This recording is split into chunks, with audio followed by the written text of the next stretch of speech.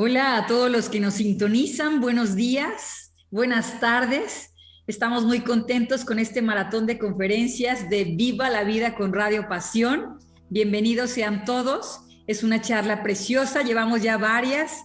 Si no la puedes escuchar del todo, después te invitamos a que termines de escucharla. También van a estar todas estas conferencias disponibles en la radio en toda la semana, en los diferentes días de la semana, a las 8 de la noche. Y todo lo que sumen nuestros compañeros locutores también de Radio Pasión para esta campaña Que Viva la Vida.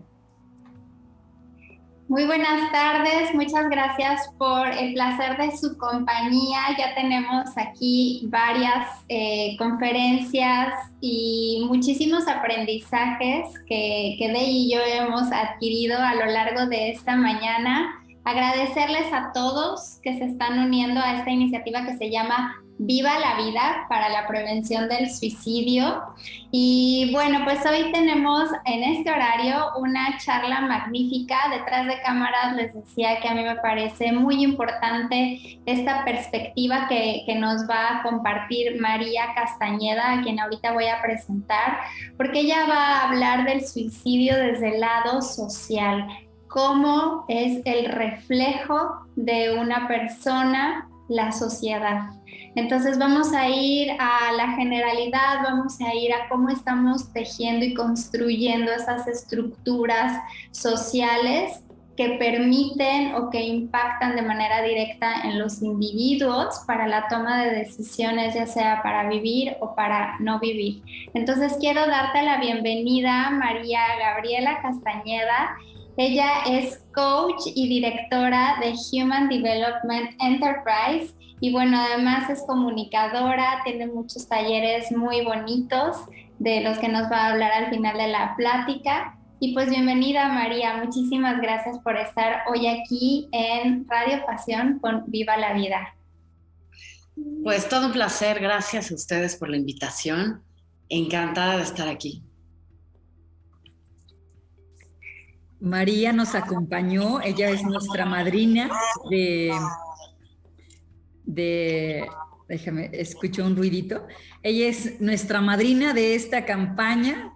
Ella hace un par de meses atrás nos compartió desde su experiencia, desde su corazón y desde su profesionalismo, parte de este tema del suicidio. Incluso tiene un libro que hoy lo llama como parte de su propósito de vida.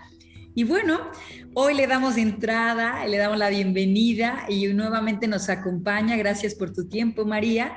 Y pues su tema es el suicidio como carencia social. Te pasamos el micrófono, llénanos de tu amor, de tu sabiduría y de todo lo que traes para nosotros. Pues con mucho gusto. Yo solo como agarrar el canvas de la narrativa, es decir, empezar a hablar como del todo, entonces me puedo dispersar. Yo les voy a pedir si me van haciendo preguntas acerca de esto que yo les comparto. Pero cuando me invitas de y me pides el tema, y que yo digo que es el suicidio como un síntoma de una carencia social, ¿a qué me estoy refiriendo? Cuando hay un suceso de esta magnitud, tan drástico y tan de quiebre, ¿no? Porque es un antes y un después en la familia de cualquier persona en donde sucede esto. Y viene también pues todo un cuestionamiento de pues ¿por qué no lo vimos venir? ¿Qué está sucediendo? ¿Cómo lo vamos a resolver a nivel emocional? Porque pues viene un fuerte cambio. Y bueno, pues como un reflejo de cómo estamos al interior del sistema, el síntoma nos podría decir que hay una gran falta de conexión emocional. ¿Qué es esto, no? Estamos en una transición, en una crisis tremenda, pandémica, económica, social, política. Y al mismo tiempo, el tema de la pandemia de salud mental, pues ya tiene muchos años. Estaba buscando información a partir de cuándo se empezó a hacer estadística de suicidio. y realmente no encontré demasiado. Lo que sé es que tiene muchos años, siendo estadística de cada 40 segundos una persona se suicida, y se habla, ¿no?, de que se disparó ahora. Entonces no es algo nuevo. El tema de la depresión, el tema de la ansiedad, de las adicciones tiene muchísimos años. Y es interesante cómo el silencio de lo que hemos venido hablando ustedes, ¿no? He estado escuchando las conferencias previas a esto, y se habla de abrir un espacio, ¿no? Abrir un espacio porque en realidad no lo hay. No hay un espacio. Es decir, ¿qué hay en ese espacio que nos está hablando de que hay que abrir otro espacio dentro de estos mismos espacios sociales en la educación? Es decir, que llenamos el espacio con otras informaciones, con otras interacciones que corren en un nivel muy superficial, que no está tocando lo importante, que es este silencio que significan las adicciones, porque una persona que se está valiendo de sustancias, de trabajo, de adicción al internet, de adicción a pues relaciones destructivas, adicción a la comida, ¿no? Porque se reconocen varios tipos de manifestación de estas adicciones, en donde el denominador común es el silencio. Es decir, no se habla de lo importante, de cómo te sientes, de cómo estás viviendo dentro de tu mente tus pensamientos, si estos te están construyendo, te están destruyendo. Si yo me atrevo a decir que estoy teniendo pensamientos suicidas, entonces nos encontramos con que esto no está siendo así. Las personas no se enteran cómo están viviendo su realidad privada, los adolescentes, y nosotros como adultos tampoco nos damos cuenta cómo estamos viviendo nuestra realidad como adultos, porque estamos desconectados de estos síntomas corporales que me están hablando todo el tiempo, de necesidades no satisfechas, de valores no vividos, de un vacío existencial. Entonces, ¿qué pasa? Que yo me levanto en la mañana sintiéndome mal y voy y lleno mi cuerpo de comida, o me tomo mi antidepresivo, o empiezo a beber, o empiezo a fumar. Es decir, empiezo a anestesiar los síntomas que me están hablando a mí de mis propias carencias individuales, ¿no? Entonces empiezo a tapar mi propio dolor con sustancias, ¿no? Con la sustancia de preferencia de cada quien. Porque, bueno, pues hay múltiples maneras en las que yo tapo mi propio lenguaje emocional. Entonces, sí estamos regresando, estamos hablando de un agujero de valores personales que yo no estoy viviendo. Entonces, si yo no detecto que lo que yo necesito es moverme y jugar tenis o asolearme o tener una mejor nutrición, pues no estoy detectando en mí mismo, en lo individual. ¿Y quién soy yo? Puedo ser un director de escuela, puedo ser un padre de familia, puedo ser un gobernante que está dictando y aprobando leyes que tienen que ver con lo emocional también, ¿no? Como hay leyes ahora en el trabajo que están cuidando lo emocional en México. Por ejemplo, refiriéndonos a la norma 035, que está cuidando que el jefe no esté generando en ambiente laboral un ambiente tóxico que enferme a las personas. Somos primer lugar en estrés laboral. Ya se habla de un karoshi mexicano, ¿no? Que el karoshi viene de Japón, que es la muerte por exceso de trabajo, es decir, estresados. Se habla de un karoshi mexicano. Entonces, si lo social, lo que está pasando a nivel social, pues es un reflejo, es un espejo de lo que estamos viviendo cada uno de nosotros al interior. Sí, adelante, Alma. No, si quieres termina la idea y ahorita doy mi comentario. Entonces, bueno, ¿cómo lo macro se puede reflejar en lo micro? Decía un poeta que lo más íntimo es lo más universal. ¿Cómo podemos ver reflejado lo universal, lo más íntimo? Por eso, bueno, la poesía, ¿no? Lo íntimo que puede ser el pensamiento de alguien plasmado en un libro, en una obra de arte, nos conecta tanto emocionalmente porque nos está hablando de nuestro propio dolor, ¿no? De nuestras propias emociones, de nuestras propias vivencias y confesiones emocionales, ¿no? Porque sobre todo los artistas, ¿no? Que están tan cerca de sus propias emociones, hacen un reflejo fiel, ¿no? De esto. Entonces decían muy bien, estemos pendientes de lo que están dibujando, ¿no? De las redes con las cuales se conectan, con el arte con el cual se conectan, porque esto nos está hablando de cómo ellos se están sintiendo emocionalmente. Entonces yo tengo una hija, por ejemplo, de 15 años y sus dibujos me hablan mucho de cómo ella está emocionalmente, cómo está viviendo sus cuestiones, ¿no? Me enseña las páginas de sus amigos donde están los dibujos y son totalmente emocionales. Tú puedes ver ahí señales claras de cómo está viviendo ese adolescente su vida íntima, ¿no? Entonces, adelante, Alma, pregúntame lo que No, quieras. pues es que quiero retomar algo que dijiste que me parece importantísimo, ¿no? Que es el silencio, o sea, y aprender a escuchar el silencio. O sea, es indispensable sacar el suicidio del tema tabú que está. Y cuando se vuelve un tema tabú es porque nos da vergüenza, lo queremos esconder, lo queremos tener en secreto y ahí es donde empiezan los silencios. Y para la sociedad, y esto es algo de lo que me gustaría hablar, para la sociedad, o sea, escuchar que alguien se quiere matar a sí mismo, se quiere suicidar, supone un choque y un ataque muy, muy fuerte, ¿no? Por todas estas creencias que tenemos y por todos estos pilares que hemos ido construyendo, que lo más bonito es vivir. Entonces, como sociedad, sí es un impacto permitirnos y abrirnos a esta posibilidad de que hay personas que no tienen ganas de vivir. Eso como tú lo ves como reflejo, o sea, porque somos un reflejo, por supuesto, de la sociedad y empezamos como a contribuir de manera individual para armar ese sostén social, ¿no? O sea, es recíproco, es un intercambio sociedad-individuo.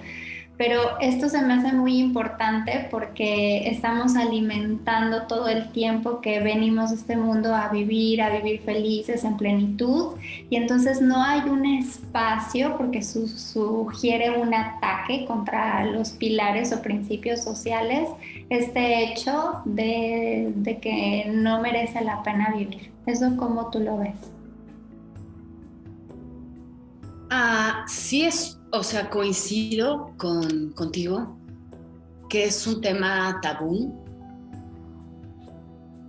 Me parece que hay como una raíz todavía más profunda que tiene que ver con el miedo a enfrentar algo que para mí me es desconocido, que no sé cómo manejar. Y además es doloroso, ¿no? Porque no debe ser fácil para nadie. No lo es, ¿no? Ahora, por ejemplo, con mis papás, ¿no? Mi familia, que les compartí el título de mi libro, que es una pregunta dirigida a los suicidas de closet, que dice, ¿piensas en el suicidio? Y esto es para enganchar justamente, conectar con esta capacidad de hacerle frente a este tema, porque nos da mucho miedo lo desconocido, ¿no? Yo 20 años después de haber superado esta crisis depresiva, que yo lo toco con mi familia, veo, ¿no? El miedo, la resistencia, puede haber culpa, ¿no? De cómo, ¿no? ¿Cómo es que esta mujer piensa en el suicidio y además es consultora de empresas y tiene, está terminando una maestría y tiene una carrera, sí, pero pues no tiene que ver tanto con eso, sino con que no nos enseñaron cómo hacerle frente a nuestros miedos, no nos enseñaron a hacer frente al dolor. Y más bien yo creo que tiene que ver con una capacidad que tenemos que desarrollar si queremos darle soluciones prontas y que sean efectivas a este gran reto que estamos enfrentando ahora, y es la capacidad de confrontar, no de pelear, no en el sentido de pelear, sino más una definición como la da el filósofo Hobart, que dice que confrontar es la capacidad de estar frente a algo, cualquier cosa, y percibirlo con comodidad. ¿Qué quiere decir? Que si yo logro hacerle frente a este tema sin incomodarme, sin asustarme, sin meterme en un deber ser, ¿no? De por qué piensas esto. Tú deberías ser feliz, mira todo lo que tienes, todo lo que te he dado. No, es un malagradecido. Nos metemos en una historia que es muy intelectual y es muy racional y es defensiva de nuestras propias emociones, de lo que a mí me causa escuchar de alguien que se quiere suicidar, ¿no? Y entonces sí, abrir el diálogo implica un nivel de valentía muy importante y un nivel de, aunque yo no sé cómo manejar este tema, voy a tratar de escuchar sin meterme en un deber ser, más bien abrir el espacio realmente, decir, ventilar cómo yo me estoy sintiendo a partir de escuchar esto. Entonces es evidente que sí ataca los pilares del deber ser el tema del suicidio, porque destruye las fibras de nuestra sociedad, que nuestros jóvenes estén quitando la vida. Por supuesto que los destruye, pero el principal destructor de estos pilares es el silencio que hemos impuesto a ciertos temas, incluyendo la sexualidad, ¿no? Incluyendo el maltrato, ¿no? La normalización de la violencia, el no evidenciar el abuso en la comunicación, ¿no? Porque venimos de una cultura que maltratamos a través de la comunicación y hemos normalizado el decirle, el imponerle a nosotros nuestra verdad y un deber ser que a lo mejor no tiene que ver con el deber ser del otro, ¿no? O sea, a lo mejor el deber ser no es el deber ser pues estamos pasando a una era de validar el punto de vista del otro, de validarlo como un válido otro, el validarlo en su derecho de pensar por sí mismo, de desarrollar un criterio personal propio, de detectar los valores, de ayudarles a detectar sus propios talentos y a desarrollarlos. Tenemos una educación basada en un deber ser hacia afuera, cumplir en un currículum educativo que no tiene que ver con las emociones, con la detección de los valores personales, con la detección de los talentos y su desarrollo. Entonces, educamos a los chicos alrededor de 12 años de la educación formal básica y salen de secundaria prepa confundidos sin saber quiénes son, qué quieren de la vida, confundidos acerca de su propio concepto, de su propia valía, un desconocimiento brutal de su esencia divina, ¿no? Como decía el semiólogo, no recuerdo el nombre. Oscar. ¿No? Es un desconocimiento de tu propia naturaleza como ser, porque no somos este cuerpo, somos seres espirituales encarnados. Entonces, sí, en la iglesia, ¿no? Ya vamos a que tengan una religión, pero ¿qué tanto estamos conectando con la propia espiritualidad? ¿Qué tanto les enseñamos a que ellos tengan un contacto y validación de sus propios valores y emociones? Entonces los chicos salen confundidos, extraviados de sí mismos, deshabitados de sí mismos, inhabitados, con un vacío que no se llena con nada, porque llega un momento en que el dolor es tan profundo que ninguna adicción alcanza. No hay alcohol, droga, videojuego, persona que pueda llenar ese vacío, porque el vacío es tan espiritual, tan profundo, que el satisfactor no está en lo terrenal. El satisfactor tiene que ver con una vivencia espiritual de quién tú eres en tu más profundo ser y en la dicha de poder encarnar esos valores, ¿no? Porque una vez que la persona detecta sus valores, sus necesidades emocionales y va por ellos, lo más natural es que la gente se sienta feliz y desee vivir, ¿no? Entonces no sé si te contesto, Alma, o si fue demasiado amplia mi respuesta. No, sí, totalmente. A mí lo que me gustaría, ahorita que te estaba escuchando, me gustaría preguntarte es, a partir de todo esto que nos estás diciendo, ¿no? Que salimos con una falta de conocimiento y de conexión con lo que de verdad somos, eso se va transmitiendo, ¿no? Porque vas a la escuela y entonces estás expuesta al profesor y estás expuesta, pues, a toda la gente, no nada más a las escuelas y a los papás, porque todo educa, ¿no? Es como ir pasando esta estafeta de vacío existencial de generación en generación. Pero, ¿cuál dirías tú que es la principal carencia a nivel social a la que habría que atender para prevenir el suicidio?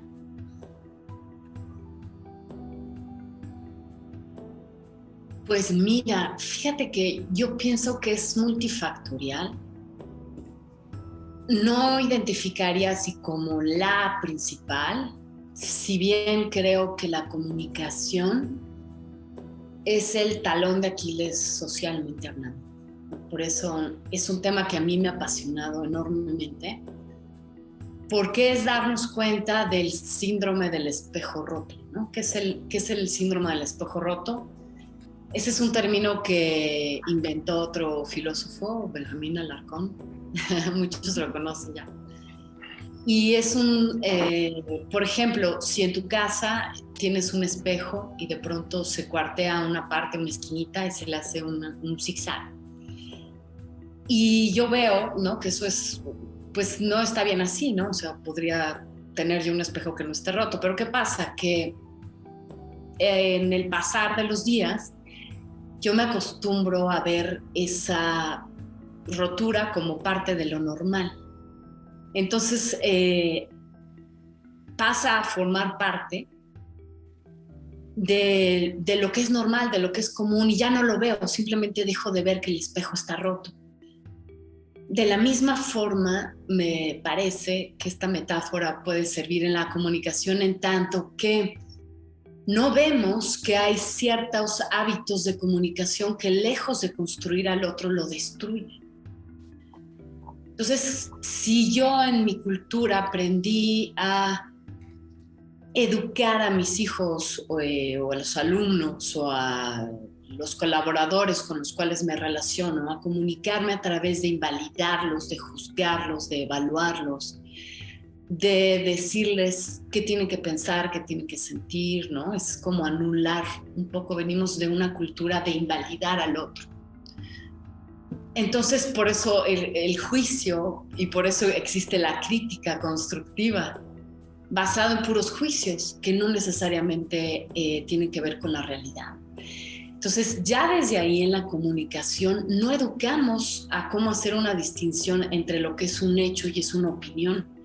Nos hemos encontrado con gente, yo misma, ¿no? Cuando empecé a estudiar las disciplinas de coaching y todo el tema del lenguaje y la comunicación, me di cuenta que no tenía una clara distinción entre lo que yo pienso, que son mis juicios, cómo interpreto la realidad, y lo que son los hechos en sí. Entonces ya desde ahí puedo yo estar muy confundida porque pienso que lo que estoy pensando es la realidad y cuando esto es muy distinto. Entonces ya desde ahí en la comunicación nos estamos metiendo en problemas porque si yo le estoy diciendo a una persona que no es válida, la otra persona lo va a vivir como un hecho, cuando en realidad es simplemente la opinión de otra persona. Entonces, cuando yo voy a terapia y empiezo a estudiar todos estos temas, empiezo a distinguir que las interpretaciones de los demás son sus interpretaciones y no necesariamente tienen que ver conmigo, y yo volteo a verme a mí, empiezo a reconocerme en que yo no tengo un propio criterio, no tengo un punto de vista desarrollado porque no se me permitió tenerlo, y entonces empiezo a desarrollarlo y empiezo a darme cuenta a través de mis emociones quién soy yo, quién no soy yo. Entonces empiezo a formar un punto de vista que es más genuino, basado en la comunicación. Entonces, para responder tu pregunta, sí creo que la puerta de entrada a carencia social es el lenguaje, a partir de ver cómo hay una violencia implícita, que es un acuerdo tácito, es un acuerdo que se da por hecho que yo me puedo comunicar así con la gente, cuando en realidad no. Yo tengo derecho a ponerle límites al abuso y al maltrato, a distinguirlo, ¿no? Porque a veces yo estoy dentro de ese maltrato y no lo veo, no me doy cuenta que estoy viviendo una situación de violencia. Entonces ahora hay unas campañas muy importantes, ¿no? Los violentómetros, por ejemplo, ¿no? Que empiezan a subir de color, ¿no? De que si te grita, pues ya estás ahí como en, pues aguas, ¿no? En color preventiva, ¿no? Que es el naranja. Si te pasas al rojo es porque ya te está pegando. Entonces estamos educando a las personas socialmente ya, ¿no? Desde hace también algún tiempo, en que puedan distinguir en la realidad cómo es que viven su propio entendimiento de lo que es una relación, de cómo se comunican con ellos, ¿no? Cómo nos comunicamos entre nosotros. Cómo yo estoy pensando acerca de mí, porque cuando yo hago conciencia acerca de mi propia comunicación tóxica al interior de mi mente, pues entonces puedo descubrir que esa comunicación tóxica que yo tengo conmigo, en donde yo mismo me estoy invalidando, pues yo mismo me estoy generando esa depresión, ¿no? Porque la depresión es un diálogo tóxico personal que no ventilo con nadie. Y cuando lo empiezo a ventilar, por eso la comunicación es increíble, porque cuando yo rompo el silencio, pido ayuda y ventilo esa comunicación tóxica que tengo conmigo mismo, desactivo una bomba de tiempo y una sentencia de muerte que de otra manera no hubiera sido posible desactivar, sino hasta que yo lo ventilo. Entonces, bueno, no sé si te respondo, Alma. Quiero hacer un comentario. En este momento, en alguna parte, en una cárcel, nos están viendo y nos están sintonizando, en especial una persona que yo amo mucho y va muy hincapié, quería mandarle saludos, y que va muy hincapié. Él fue parte también de la inspiración de esta campaña de Viva la Vida, porque el suicidio es algo que tenemos que hablar, que hay que saber hablar, que como lo comenta esta María, tenemos miedo a tocar temas difíciles, porque el suicidio nos lleva al dolor y el dolor nos lleva... Ya no te ves. Ok. Ahorita lo detenemos, ya se me volvió a apagar la cámara, creo, pero creo que sí me están escuchando. Mientras me escuchan... Estamos escuchando. Ajá, y la cámara. Entonces, parte de esta inspiración, pues es muchas personas que están en situaciones difíciles, y por eso ahorita quise hacer una pausa, gracias María, para decirles que también en circunstancias como estar en prisión, y ya estos medios nos permiten comunicarnos y nos permiten hablar y podamos hacer vínculos, conexiones y saber que un mundo nos escucha y que sí hay que hablarlo y que sí hay que romper este miedo a tocar el dolor, y el suicidio siempre nos lleva al dolor, y lo que relacionemos humanamente como dolor no lo queremos hablar. Humanamente decimos, no, mira, le voy a cambiar mejor porque están hablando del suicidio, mejor vemos la novela, porque es la salida fácil. Pero me encanta que María nos está dando un pórtico de decir, sí hay que hablar, y junto con las otras charlas decía esta Claudia que hay que hablar de manera frontal, y estamos aquí en Radio Pasión, Viva la Vida, gracias a los que nos sintonizan, gracias a los que nos escuchan. Este programa va a estar en la semana transmitiéndose a las 8 de la noche, en alguno de los días de la semana, y pues a todos los que se conectan, y gracias por visitarnos, querido, amado, tú sabes quién eres, gracias. Y pues bueno, continúa María, quería hacer este hincapié y que supiera que estamos viendo quién se está conectando y que también estamos llegando a lugares que a lo mejor antes hubiera sido imposible. Pues podríamos continuar, si están de acuerdo, con el tema de la comunicación. El tema de la escucha, porque bueno, uno de los productos que más se están vendiendo ahora, ¿no?, en últimos años, es el tema de la comunicación afectiva, que cuida emociones, y el tema de la comunicación efectiva, ¿no?, que logra resultados. Y bueno, y el coaching efectivo, que es para aprender a escuchar, ¿no? Y También las consultorías que damos familiares y en individual van en esta línea de cómo aprender a escucharme yo hacia adentro para luego poder ir y escuchar a los demás también, hacia afuera. Y culturalmente esto no está presente, o sea, es algo que no nos enseñaron, por eso está teniendo que comprarse como producto, porque así como una planta, si tú quieres hacerle un injerto de otra especie, vamos a decir, ¿no? Le haces una incisión y pones la ramita que donde va a crecer una especie distinta, lo sellas y bueno, esto va creciendo de manera conjunta en donde crecen dos frutos en un mismo tronco. De esta misma manera nos sirve esta metáfora en el tema de la escucha. Por ejemplo, un libro que les recomiendo muchísimo, que es maravilloso, de Rafael Echeverría, que se llama como tal así, La Escucha. Es precioso y también hay cursos muy importantes de comunicación, los que promueve Ronald Howard son muy buenos. También, pues nosotros damos temas de comunicación y en el tema de la escucha, pues sí es muy importante primero hacer conciencia, no dar por un hecho que oír es escuchar, porque oír yo puedo escuchar muy superficialmente y contestar. Decía Oscar Wilde que no sabemos comunicarnos, que solo tomamos turnos para hablar. Y pongamos atención cómo es esto, ¿no? Porque realmente la escucha afectiva va en un nivel de profundidad distinto. Tanto es así que le pagamos a alguien porque nos escuche, contratamos coaches, terapeutas. ¿Por qué hacemos eso? Porque como sociedad no tenemos integrado esta parte, si no, no tendremos que pagarle a alguien más para que haga esta labor de escucha. Esto nos está indicando como un síntoma de que al interior de las familias falta desarrollar esto como una habilidad, porque todos tenemos la capacidad. Nada más que en tus competencias, en tus habilidades humanas, sí nos hace falta, que creo que haría una gran diferencia, sería construir el puente para conectar con nuestro interior y el interior de los demás y entonces sí empezar a hacer políticas públicas, políticas que van en relación al currículum educativo, políticas que van en relación a la educación de las familias, a la atención, no solo desde primeros auxilios, ¿no? En donde integrar esto como un remedio urgente para crear justamente ese puente y saber cómo es que creamos una realidad con nosotros a partir de la comunicación, ¿no?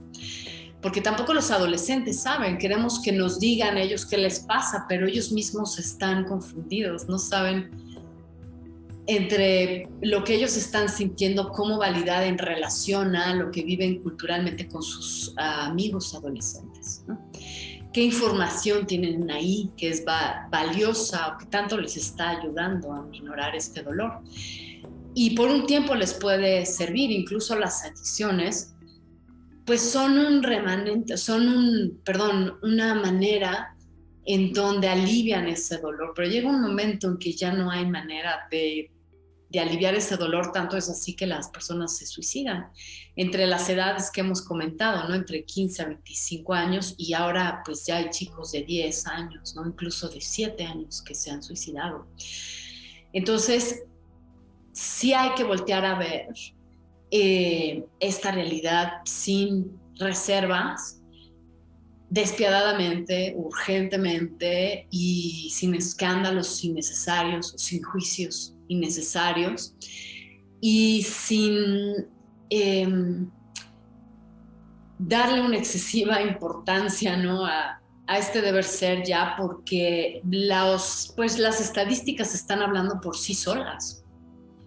O sea, no podemos seguir ignorando una realidad de cada 40 segundos una pérdida. Eso es, o sea, es como, por favor, sí el tema del suicidio, del COVID, ¿no? Y el tema de las vacunas y todo este tema político y que, o sea, paremos un poco, ¿dónde está lo verdaderamente importante, lo verdaderamente urgente de inyectar recursos, de poner atención, de hacer un alto total ¿no? Porque lo hicimos, porque la pandemia nos obligó a hacer un alto total, pero en este alto total, ¿qué se evidenció? ¿Qué emergió de esto que era tabú y que ahora no es tabú? Y que tenemos un elefante rosa conviviendo con nosotros en medio de la sala, ¿no?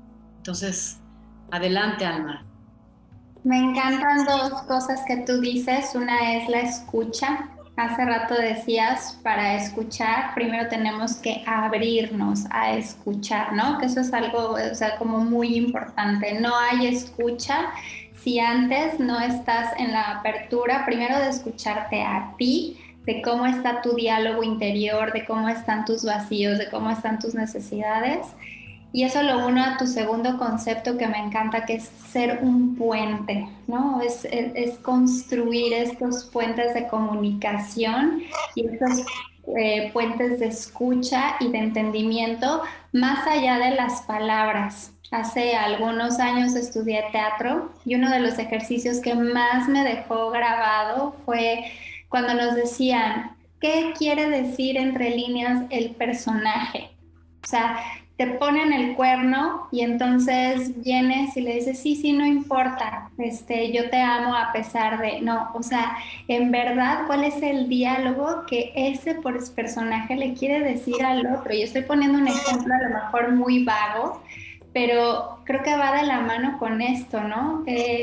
La comunicación va más allá de las palabras, o sea, la comunicación se encuentra en muchísimos aspectos, como decías, en el dibujo, en las palabras, sí, en la forma de la expresión del cuerpo. Entonces, estar atentos y estar abiertos a poder escuchar y a querer escuchar todas esas señales, pues me parece que es parte de la labor como personas, como sociedad y como cultura que tenemos que poner verdadera atención porque ahí está. Los distractores están muy fuertes y necesitamos aprender a leer entre líneas todo eso que está a nuestro alrededor de manera latente que nos está impactando como sociedad. Entonces, bueno, quería traer estos dos magníficos conceptos porque esos son los puentes que crean la estructura de la que tú hablabas que sostiene a la sociedad, ¿no? Y bueno, creo que ya vamos a ir cerrando el programa. Nos encanta. Sí. Perdón que te interrumpa, nada más para sumar a tu comentario anterior, porque adicción viene del latín addicere, que significa no expresión, significa silencio. Es decir, las adicciones realmente, como un síntoma de falta de comunicación real, serían la puerta a través de la cual podamos ver este falta de contacto yo conmigo y luego ver el no en lo social, ¿no? Que tiene que ver totalmente con la comunicación. Y es adicción, más allá de las palabras, es justamente escuchar lo que nos está diciendo, ¿no? Los síntomas, cómo puedo yo leer más allá de esto que nos está diciendo también, porque cómo leer adecuadamente emociones en el cuerpo, expresiones, escuchar cómo se hablan nuestros hijos a sí mismos, etcétera, ¿no? Entonces, bueno, nada más quería puntualizar esto. María, lo que dices es muy importante porque estás invitándonos también a decir, ¿qué adicción tienes como persona? Tú que nos estás escuchando, ¿qué adicción tienes? Si es a las harinas, si es al ejercicio, si es al internet, si es al sexo, si es... ¿Y qué te está diciendo tu cuerpo? ¿Qué estás queriendo callar? ¿Qué te está gritando? ¿Qué emociones estás queriendo invalidar? O sea, es una invitación grande la que tú estás haciendo al hablar de adicciones, ¿no? Ahora, si tengo un adicto en mi casa, un adicto a lo que fuera, ¿qué quiere expresar? ¿Qué querrá expresar? O sea, el cuestionarnos esto y crear esos puentes de los que hablas, esos canales, qué interesante y qué importante es. No, nada más quería sumar a los comentarios que dijeron ustedes. Pero ya estamos en la recta final. No sé con qué quieras cerrarnos. Y también algo, mira, estaba aquí tomando un café y quiero agregar esto que acabas de decir, iba muy pegado con lo tuyo y con tu tema. Los problemas que no son resueltos acostumbran a convertirse en crisis. Esta taza me la dio una amiga que le mando muchos saludos. Ella es Vanessa Sousa, es una hermana, una guerrera. Y ¿qué nos dice esto, no? ¿Cuántos problemas que no son resueltos son adicciones o están callados, silenciosos y se convierten en crisis? Y ahora son crisis mundiales, mundiales. El suicidio es algo que nos compete a todos en el mundo. Y creo que eso es parte de lo que tú empezaste esta charla a decir. Y bueno, te dejo cerrar. Gracias. Sí, pues todos somos responsables de esto que está pasando, no en el sentido de culpa estéril, ¿no? Latigarme, ¿no? Incluso si has tenido una pérdida en tu familia, no se trata de ahora yo destruirme con la culpa por lo que, ¿no? Tendría yo que saber esto, no. Todos estamos sufriendo esto. No hay manera incluso de hacerle daño a alguien sin hacértelo tú mismo, ¿no? Dice el budismo. Y es esto, somos un solo cuerpo, somos una especie, no es un tema de género, no es un tema de edad, no es un tema de condición económica, política, ¿no? Es un tema humano en el que todos somos responsables y estamos sumando o restando a lo que está pasando. Desde si yo permito que se promuevan estas mismas adicciones en mí, en los demás, ¿no? Por ejemplo, aquí en México se prohibieron publicar masajes en las revistas porque esto promovía el tráfico de personas, ¿no? Entonces es como desde cada quien su frente común puede ayudar a que en el urdimbre social, en el tejido social, vayamos poniendo yo mi parte de lo que me corresponde en esto, que incluso puede ser limpiar un espacio para mantener la salud, y en cómo yo mejoro mi comunicación conmigo, cómo yo me atiendo en mi propia terapia. A lo mejor ya hay terapias gratuitas, es decir, la sociedad está poniendo también las herramientas ya ahí para que todos puedan tener acceso a sí mismos a partir de una reflexión en cuanto a mi propio dolor, qué es lo que yo estoy tapando hoy. ¿Cómo saber si soy un adicto? Puede ser sencillo en el sentido de que si te quitan esa sustancia, puedes seguir igual de contento, puedes seguir funcionando o no. ¿Qué tanto puedes seguir funcionando sin esa harina o sin ese internet, ¿no? Si ya se fue la luz, entonces vamos a, ¿no? ¿Qué haces sin Wi-Fi, no? O sea, ya lo ponen como, el otro día vi las necesidades de Maslow, en donde la primera línea son las necesidades fisiológicas. Bueno, pues ya pusieron una antes que esa, que es el Wi-Fi, ¿no? O sea, si no tienes Wi-Fi ya no puedes autorrealizarte. Entonces es como volver pues sí, a estos valores, a esta filosofía de qué es el hombre, de cómo inyectamos eso en lo social, cómo se actúa, ¿no? No cómo se habla intelectualmente, no cómo se piensa racionalmente, sino cómo lo llevamos esto a lo concreto, a las conductas observables, a los comportamientos, al cómo voy a actuar, el sentir mis propias emociones, cómo voy a actuar, a lo mejor el estar dispuesto a pasar por un síndrome de abstinencia a las compras, ¿no? Y entonces sí, o al cigarro, ¿no? Eso está muy difícil, está cañón dejar de fumar.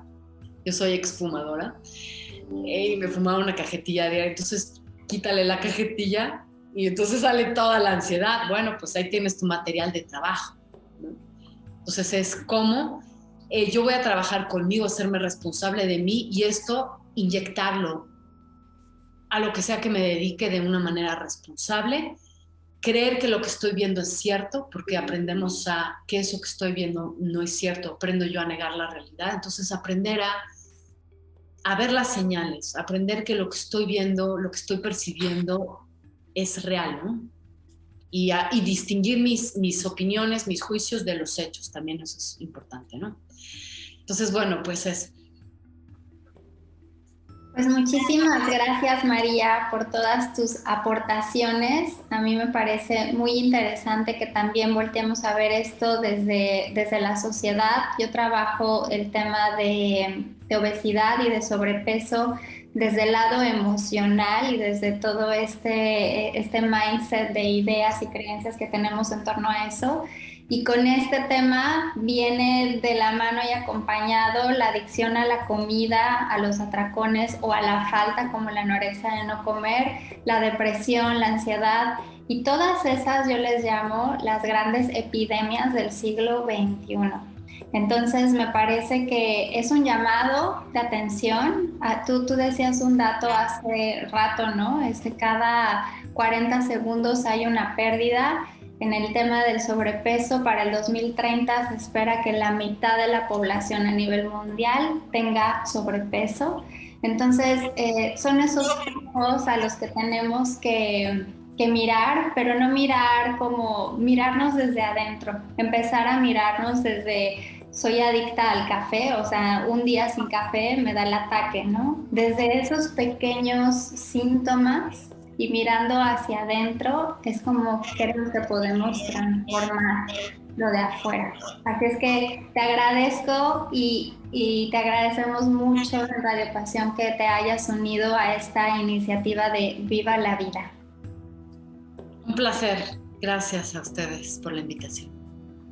¿Dónde te pueden localizar, María? ¿Algún número de teléfono, Facebook o donde sí, claro, por supuesto. Es Lada México, 52 55 54 38 32 74, y o en mi página es mariagabrielac.com. Tú eres coach ejecutivo, coach de vida, tiene unos talleres preciosos de comunicación y además tienes un libro. ¿Dónde lo podemos conseguir?